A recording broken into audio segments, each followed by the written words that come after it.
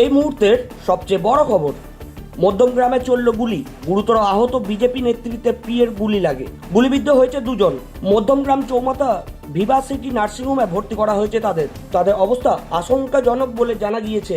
শুভেন্দু অধিকারী আত্মসহায়ক চন্দ্রনাথ রথকে গুলি করে খুনের অভিযোগ মধ্যমগ্রামের দোহারিয়া এলাকায়। বাইকে করে এসে দুই দুষ্কৃতী গুলি করে পালায় বলে অভিযোগ। চন্দ্রনাথের পাশাপাশি গুরুতর জখম হয়েছেন গাড়ি চালকও।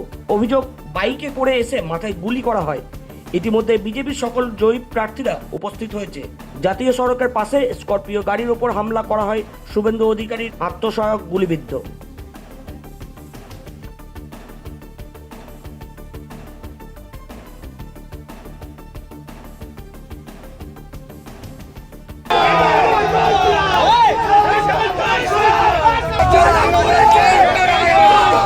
তাদেরকে ফাইট করে মারা হচ্ছে, ততক্ষণ বডি জ্বালানো হবে না, চন্দ্রদার হবে না ততক্ষণ।